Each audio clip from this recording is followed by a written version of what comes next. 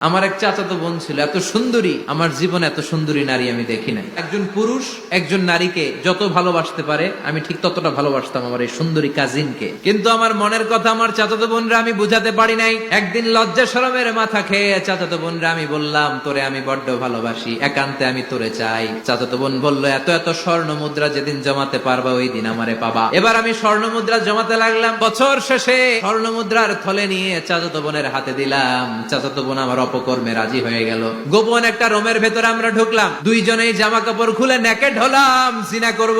পাপ কাজ যখন আমরা শুরু করব, ইন দা মিন টাইম আমার চাচাতো বোন আমার ডেকে বলে, ও আমার চাচাতো ভাই, ইত্তাকিল্লাহ, আল্লাহরে ভয় কর, আমার সতীত্ব নষ্ট করে দিস না। আল্লাহ ওই মুহূর্ত থেকে ফিরে আসা কোনো পুরুষের পক্ষে সম্ভব ছিল না। চিৎকার মেরে জামা পেড়ে ওই ঘর থেকে বের হয়ে গেলাম। আল্লাহ রে, ওই দিনের আমলটা যদি তোমার দরবারে কবুল হয়ে থাকে, আজকের বিপদের দিনে তুমি আমাদের বাঁচাও।